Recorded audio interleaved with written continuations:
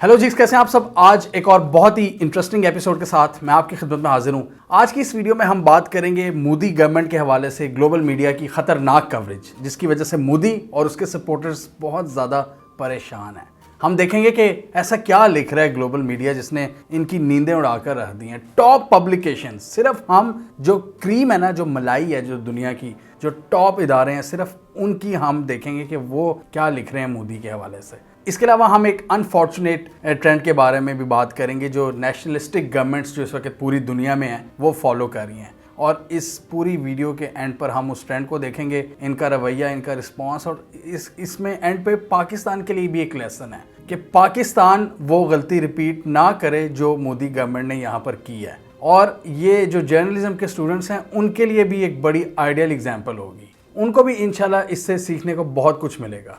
Video शुरू करने से पहले आप लोग बेल आइकॉन को ज़रा दबा लीजिए ताकि आपको हमारी फ्यूचर अपलोड्स के जो नोटिफिकेशंस हैं वो टाइम पर मिल जाएं। कुछ लोग कह रहे थे कि हमें नोटिफिकेशन मौसूल नहीं हो रही, तो हम जितनी भी ग्लोबल हैपनिंग्स हैं उनको कवर करते हैं। हम बड़ी रिस्पॉन्सिबिलिटी के साथ ये स्टोरीज़ आपके सामने लाते हैं। तो हमारी रिक्वेस्ट है कि इस मिशन में आप हमारा साथ दें ताकि हमारी जो बेस्ट एफर्ट्स हैं, जो हम कोशिश करते हैं, वो आप तक भी पहुँच सकें। तो हम ये देख रहे हैं कि पिछले 2-3 सालों में मोदी हुकूमत के कुछ टेरेबल इक़दामात की वजह से इंडिया का जो सॉफ्ट इमेज है पूरी दुनिया में वो शैटर होकर रह गया है। और ये सिलसिला शुरू हुआ था बालाकोट स्ट्राइक्स के वक्त। उस वक्त भी पूरी दुनिया को ये पता चला था कि मोदी ने ये वोट्स के लिए किया है। उसके बाद उसके चंद महीने बाद 5 अगस्त का कश्मीर में इक़दाम, और फिर उसके 6 माह बाद जो इन्होंने NRC और CAA, उसकी वजह से जो फसादात हुए, मुसलमानों पर काफ़ी ज़्यादा अटैक्स हुए। दिल्ली में हमने देखा कि कितने बड़े पैमाने पर अनरेस्ट क्रिएट हुआ। डोनाल्ड ट्रंप अमरीकी सदर वहाँ पर मौजूद थे जब वहाँ पर इतने ज़्यादा एहतजाज हो रहे थे। फिर सिखों और किसानों के साथ जो इनके मसाइल चलते रहे, तो दिल्ली हमने देखा है कि दिल्ली इनका जो कैपिटल है वो आग में जलता रहा है मोदी की कुछ पॉलिसीज़ की वजह से। पिछले 2-3 सालों में दिल्ली में बड़ी क़यामत बरपा हुई है। तो ये तकरीबन 1.25 साल पहले हमने बनाई थी। कोरोना से 2-3 माह पहले हमने बताया था कि NRC और CAA के हवाले से किस तरह मोदी का जो इमेज है वो शैटर होकर रह गया। उसने इंडिया के इमेज को कितना ज़्यादा नुकसान पहुंचाया और इन्वेस्टर्स क्या कह रहे हैं, ग्लोबल मीडिया क्या कह रहे हैं। तो आज की जो एपिसोड है वो भी इसी सिलसिले की एक कड़ी है। अब नो डाउट जो कोरोना वायरस है वो एक कुदरती आफत है, मतलब उसमें इंसान का इतना ज़्यादा कंट्रोल नहीं है, क्योंकि पिछले जो कुछ इवेंट्स थे जो पिछले 2-3 सालों से हो रहे थे उसमें मोदी का अपना हाथ था।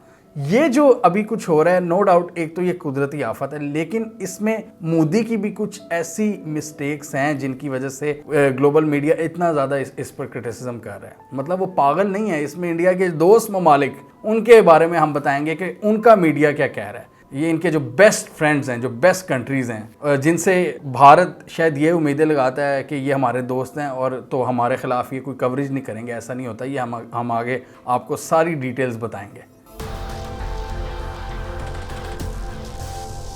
सबसे पहले तो आप ये फ़ोटो देखें। ये इंडिया के एक रिनाउंड पॉलिटिशियन है, बहुत मशहूर, बहुत ही ज़बरदस्त, शशि थरूर। ये कांग्रेस से इनका ताल्लुक है। इन्होंने ये एक तस्वीर शेयर की कि किस तरह मोदी का एवोल्यूशन हुआ है पिछले कुछ 6 सालों में। कि जब मोदी आया तो अमरीकी जरीदा जो टाइम मैगज़ीन था, उन्होंने इसको कितना ज़्यादा चढ़ाया, मोदी को कितना ज़्यादा प्रमोट करने की कोशिश की। पहले किस तरह, मतलब मोदी मैटर्स, इस तरह के उन्होंने टाइटल लिखे अपने कवर पे, अपने मैगजीन के कवर पे। लेकिन 2 सालों से जो स्टोरी है वो उल्ट हो गई है। 2019 का जो कवर था उसमें उन्होंने लिखा कि Modi the divider in chief of India, और अभी रिसेंटली जो कवर पब्लिश हुआ है टाइम का, उसमें लिखा हुआ है कि हाउ मोदी फेल्ड इंडिया। इस तरह के जो कवर्स हैं वो पब्लिश हो रहे हैं टाइम मैगजीन पर। तो टाइम मैगजीन की अगर आप इस स्टोरी को पढ़ें तो उसमें उन्होंने कहा कि मोदी साहब ने अपना बड़ा एक स्ट्रॉन्ग इमेज बनाया हुआ था। इनकी जो चेस्ट थम्पिंग अप्रोच है कि हमें कोई नहीं हरा सकता, बड़ी एक नेशनलिस्टिक इनका एटीट्यूड था, जिसकी वजह से इन्होंने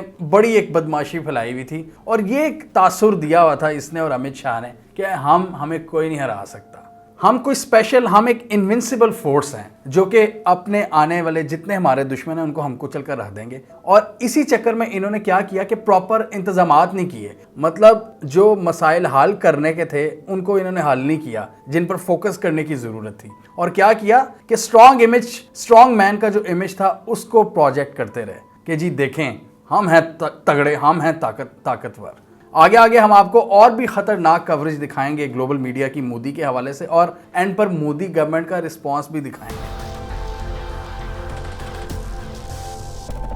अरुंधति रॉय एक इंडियन जर्नलिस्ट हैं जो कि काफ़ी ज़्यादा क्रिटिसिज्म करती हैं इस वक्त जो करंट सेटअप है मोदी का। उन्होंने द गार्डियन में एक एक्सप्लोसिव आर्टिकल लिखा है जिसमें उन्होंने मोदी के परखच्चे उड़ा दिए।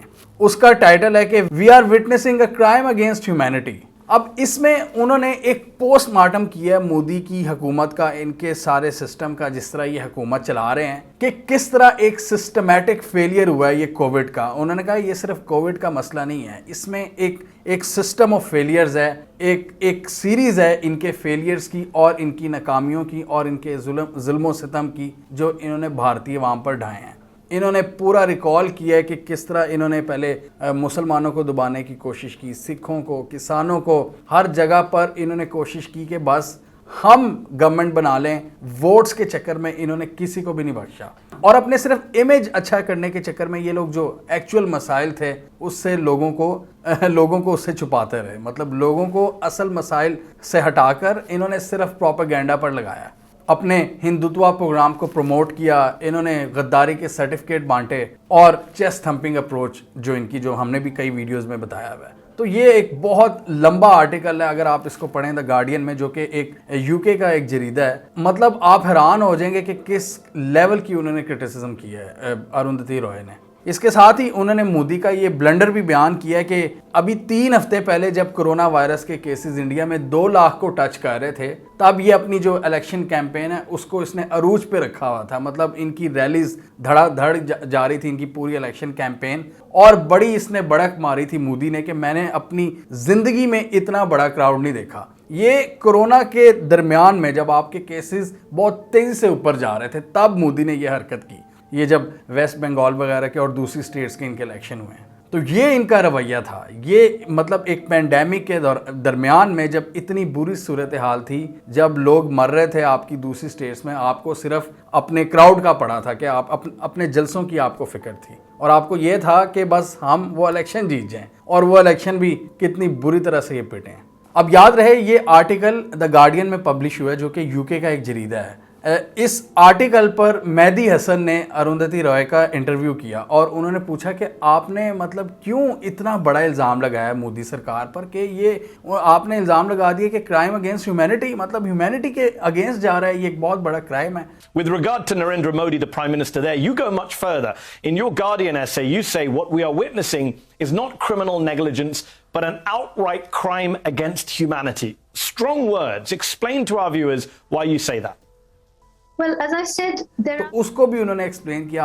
आप ये वीडियो देखिएगा, उसमें उन्होंने बताया था कि it's not just the Covid health crisis but pogroms, murders, lynchings. Last year Muslims were being hunted down, genocidal language. तो एक यूके के इदारे में गार्डियन में इंडिया की जगहसाई अलग हो रही है, आप देखें। इसके अलावा MSNBC जहां पर ये मेहदी हसन काम करते हैं, उसकी एक अलग जो अमेरिकन ऑडियंस है वो अलग देखेगी। आप खुद देखेंगे कितना ज़्यादा नुकसान पहुंचा रहा है मोदी इंडिया को, कितनी नेगेटिव कवरेज हो रही है इंडिया की सिर्फ मोदी की वजह से। अब मेहदी हसन का हम सबको पता है कि वो खुद एक कितना बड़ा नाम है। पहले वो अल जज़ीरा में काम करते थे, अब वो अमेरिका शिफ्ट हो गए हैं और वहाँ का MSNBC जो कि एक बहुत बड़ा इदारा है, वहाँ पर वो काम करते हैं, वहाँ पर वो एंकर हैं, न्यूज़ एंकर हैं। तो उसके प्रोग्राम में इस तरह की डिस्कशन होना, पूरी दुनिया ने उसको देखा है। मेहदी हसन की ट्विटर पे एक फॉलोइंग है और वो उसके क्लिप्स काट कर लगा रहे थे। इसके अलावा CNN में जो फरीद ज़करिया हैं, जो कि एक बहुत बड़ा नाम है, वो भी एक बहुत बड़ा नाम है, बहुत पुराना सहाफ़त की दुनिया में नाम है। वो सिर्फ आम सहाफ़ी नहीं है, वो ग्लोबल मीडिया में उसका एक नाम है फरीद ज़करिया का। उसने भी मोदी की बड़ी ज़बरदस्त बैशिंग की है। उन्होंने कहा है कि मोदी के अंडर जो इंडिया में डेमोक्रेसी है वो इरोड हो रही है, मतलब ख़त्म हो रही है।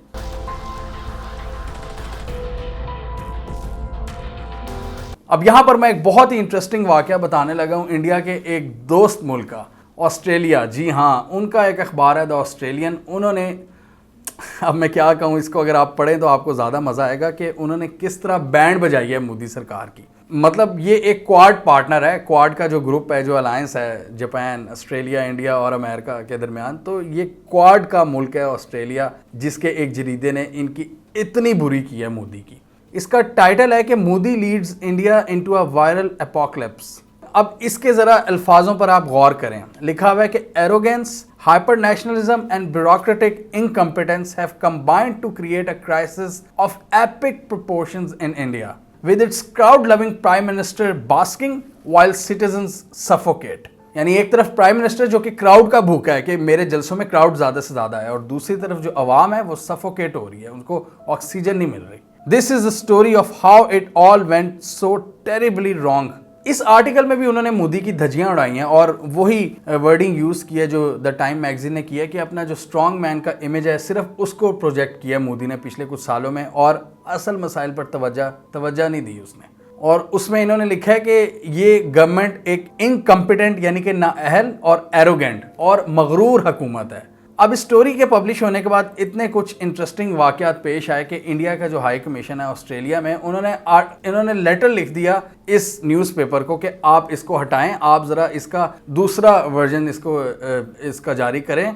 आपका ये आर्टिकल झूठ पर मबनी है। मतलब आपने बिल्कुल इसमें अजीब सी लैंग्वेज इस्तेमाल की है, और उनके अल्फाज ये थे कि कंप्लीटली बेसलेस, मैलिशियस एंड स्लैंडरस। मतलब ये आपने बिल्कुल बकवास लिखी है, ये सच्चाई नहीं है। मोदी ने ऐसी कोई हरकत नहीं की। मोदी बहुत एक अच्छा इंसान है, आपको भी इस पर यकीन करना चाहिए। मतलब फॉरेन मीडिया को डिक्टेट करने की कोशिश कर रहे हैं कि ये आप क्या कर रहे हैं। मतलब शायद इंडिया की नज़र में, इंडियन सरकार की नज़र में फॉरेन मीडिया को भी वो उसी तरह दबा सकते हैं जिस तरह वो अपने डोमेस्टिक मेन स्ट्रीम मीडिया को जिस तरह उन्होंने कंट्रोल किया हुआ है। अब इंडिया को ये पता होना चाहिए कि दुनिया में ज़्यादातर जो मीडिया होता है वो आज़ाद होता है, स्पेशली ये वेस्टर्न ममालिक में। ये जो आपके यूरोप, ऑस्ट्रेलिया, कनाडा और अमेरिका वगैरह हैं, यहाँ पर आप इस तरह डिक्टेट नहीं कर सकते। यहाँ पर वो आपकी मर्जी का नैरेटिव नहीं छाप सकते, उसके लिए आपको लॉबिंग फर्म हायर करनी पड़ती हैं। अगर आपको अपनी मर्जी के आर्टिकल, वो भी 1-2 आर्टिकल्स ही छपते हैं, लेकिन आप ये नहीं एक्सपेक्ट कर सकते कि जो एडिटोरियल्स होते हैं, जो इतने पुराने जरीदे बैठे हुए हैं, वो आपके हक में लिखेंगे। भाई क्यों लिखेंगे? सारी दुनिया का मीडिया इस वक्त बैश कर रहा है।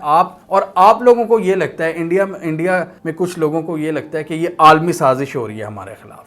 इंडिया को ये समझना चाहिए कि इतने बड़े आबादी वाले मुल्क में जहां अगर कोई प्रॉब्लम होगी तो दुनिया डिस्कस करेगी।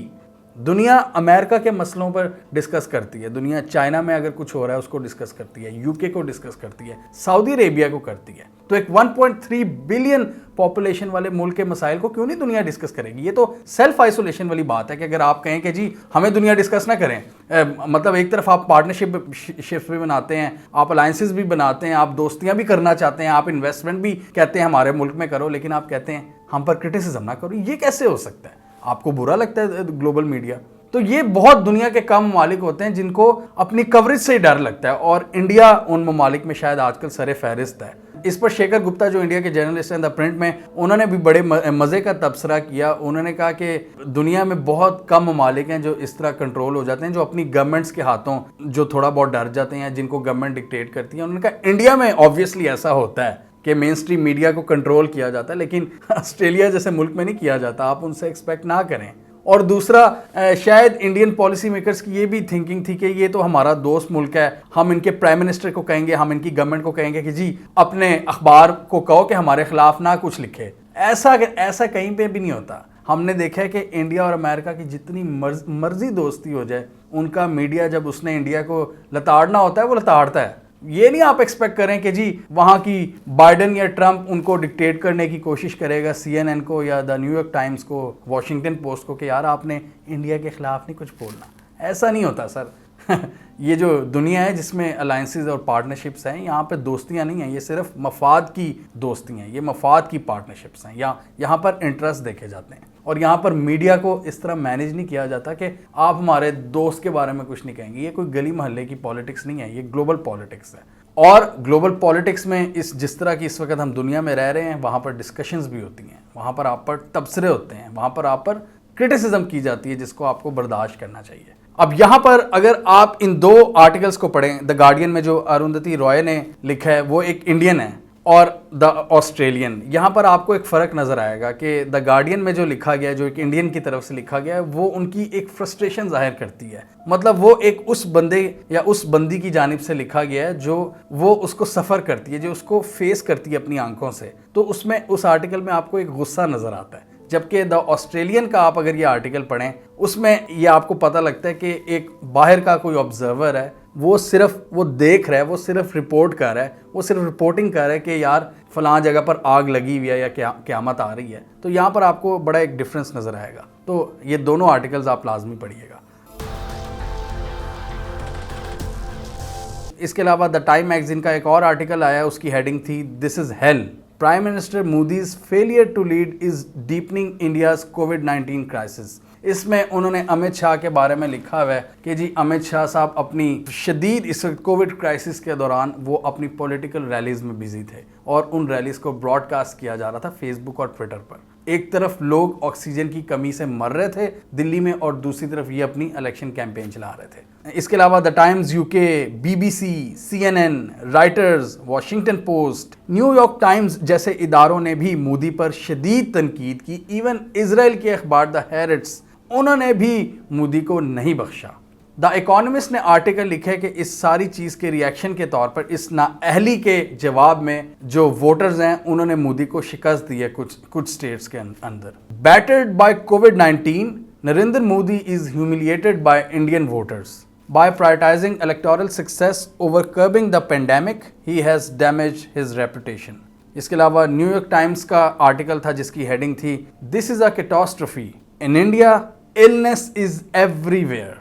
CNN का इसके अलावा एक आर्टिकल था जिसमें लिखा था कि India's Covid crisis has revealed the real Narendra Modi, और उस आर्टिकल में लिखा था कि वेस्ट की जो इंडिया की तरफ करीब आने की रीजंस थी आज से 20 साल पहले वाजपेयी के अंडर या मनमोहन के अंडर, उन्होंने एक शाइनिंग इंडिया देखा था। उस वक्त इंडिया का जो सॉफ्ट इमेज था पूरी दुनिया में फैला था, लेकिन उनके मुताबिक आज जो सिचुएशन है वो मुख्तलिफ है। नरेंद्र मोदी के अंडर इंडिया का जो एक सॉफ्ट इमेज था, सॉफ्ट पावर थी, वो ख़त्म हो चुकी है। दुनिया की जो इंडिया को कहा जाता था कि एक लार्जेस्ट डेमोक्रेसी है, वो इमेज टोटली ख़त्म हो रहा है और वेस्टर्न पावर्स इस पर नज़र रखे हुए हैं। उन्होंने कोई वो सब चीज़ों पर नज़र रखते हैं, ये नहीं है कि वो इसको कोई इग्नोर कर रहे हैं। तो और ये चीज़ ऑब्वियसली मोदी और इंडिया के लिए नुकसान का बायस बन रही है। इस आर्टिकल में लिखा है कि वेस्ट मोदी को एक पॉपुलिस्ट के तौर पर जानता है, जो बहुत ज़्यादा एक ट्रम्पियन है, यानी कि ट्रम्प के कैंप में है। उस तरह का एक पॉपुलिस्ट लीडर है जो कि तनकीद बर्दाश्त नहीं करता और मसाइल भी हल नहीं करता और जो रिलीजियस बेसिस पर तफरकाबाजी करता है। इसके अलावा इंडिया के अपने भी अंदर बहुत से ज़बरदस्त जर्नलिस्ट हैं जो इस हवाले से मोदी गवर्नमेंट की जो नाअहली हैं उसको रिपोर्ट कर रहे हैं। इसके अलावा ये भी वो लिख रहे हैं, इंडिया के जो लोकल जर्नलिस्ट हैं, कि जी साइंस को यहाँ पर बिल्कुल साइड पर रखा गया। साइंस से हटकर इन्होंने कुछ अजीबो गरीब किस्म के टोटके प्रमोट किए कंगना जैसे लोगों ने, और इसी वजह से आज मैं जब ये वीडियो बना रहा हूँ तो इससे पहले मैं ये पढ़ रहा था कि इसका अकाउंट ट्विटर ने परमानेंटली सस्पेंड कर दिया इसी वजह से कि ये कोई के कुछ इस तरह के बता रही थी। मतलब ये ऑब्वियसली आजकल के दिनों में एक फेक न्यूज़ के तौर पर माना जाती है ये चीज़। तो हम सबको बहुत एहतियात की ज़रूरत है। मतलब साइंस का दामन हमें बिल्कुल नहीं छोड़ना चाहिए। हमें अपने जो हमारे अकायद हैं या जो हमारे अपने बिलीफ्स हैं या जो अपने टोटके हैं वो अपने घर तक महदूद रखें, दुनिया को उस कैंसर पर ना लगाएं प्लीज़। इसके अलावा ग्लोबल मीडिया और इनका जो डोमेस्टिक मीडिया है उसने कुंभ मेला जो हुआ है उस पर भी बड़ी क्रिटिसिज्म की है कि सरकार ने इसको रोकने के लिए कोई इकदाम नहीं किए। लास्ट ईयर जब तबलीगियों ने इंडिया में थोड़ा बहुत कुछ किया था तो पूरे इंडिया में बायकॉट की कैंपेन चल पड़ी थी मुसलमानों के खिलाफ। अब ये कुंभ मेला हुआ है जिसमें जो हिंदू यात्री हैं पूरे इंडिया से आए थे और वो फिर वापस अपने गांव में गए, वायरस लेके गए, SOPs के बगैर वहां पर उन्होंने अपने जो रिलीजियस एक्टिविटीज़ है उनको परफॉर्म किया है। तो ये एक बहुत बड़ी रीज़न थी इंडिया में कोरोना वायरस के फैलने की। इस तरह के इवेंट्स सुपर स्प्रेडर थे, एक तो ये कुंभ मेला और ये जो इनकी पॉलिटिकल रैलीज थी। तो सरकार इसको रुकवा सकती थी लेकिन सरकार ने इस तरह के कोई इकदाम नहीं किए, चूँकि कई लोगों की नज़र में चूँकि ये एक हिंदूज़ का एक फेस्टिवल था लिहाजा इस तरह की बातें की कि इसमें आने से तो मसाइल आपके हल हो जाएंगे, और उसको नहीं रोका गया अनफॉर्चुनेटली। और उसकी वजह से फिर क्या हाल हुआ वो हम सबके सामने है। उस वक्त 1.5 लाख केसेस आ रहे थे, आज 4 लाख के करीब वो टच कर रहे हैं।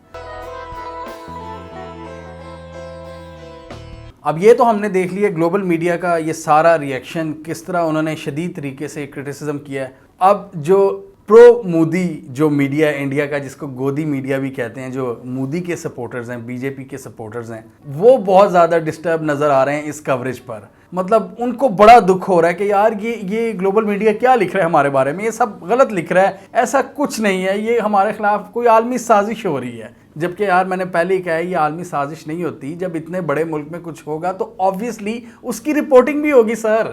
ये आप क्यों नहीं समझते? अब कंगना जी ये कह रही थी कि ये हमें बंदर समझते हैं, मतलब उन्होंने इंडियन कुछ जर्नलिस्ट को भी कहा, बरखा दत्त और अरुंधति रॉय और राना अयूब को उन्होंने कहा कि ये पूरी दुनिया में हमारा बैड इमेज फैलाती हैं, ये बहुत गंदी हैं, ये हमें बंदर समझती हैं, जैसे हमें कुछ पता ही नहीं है। तो उसकी बड़ी एक ज़बरदस्त पैरोडी की थी उसके, वो जो करते हैं लिपसिंग करते हैं अली गुलपीर हमारे। कभी देखा है जब भी भारत पे कोई क्राइसिस आते हैं, आपदा आती है, तो एक इंटरनेशनली ऐसी मुहिम चलती है, सारे देश एक साथ हो जाते हैं और भारत को ऐसा दिखाया जाता है कि जैसे तुम लोग तो अभी अभी बंदर से इंसान बने हो, तो हम तुम्हें बताएंगे कि क्या करना है। और तो वो आप देखिएगा लाजमी, मतलब इनको ये दुख हो रहा है कि दुनिया हमारे बारे में बात क्यों कर रही है। फिर ये बात करते हैं कि जी सिर्फ पॉजिटिव इमेज दिखाओ। मतलब यार, अगर आप अपने मसाइल को नहीं सही तरह से रिपोर्ट करोगे तो उसका फिर हल कैसे निकलेगा? ये मैसेज हम सब के लिए। अब ये मैं मेजर गौरव आर्या साहब की ट्वीट देख रहा था, जो इस वक्त सबसे बड़े एजेंट है मोदी सरकार के, ये जो हाइब्रिड वॉरफेयर में जो इनकी मीडिया प्रोपेगेंडा को शायद लीड करते हैं डिजिटल मीडिया पर। ये कह रहे थे कि जी हम सबको एक पॉजिटिव न्यूज़ लगानी चाहिए दिन की, जी ये सारे बड़ी गंदी बातें करते हैं। तो भाई पॉजिटिव न्यूज़ कैसे आएगी जब इतने ज़्यादा लोग मर रहे होंगे? हमें भी इस चीज़ का दुख है।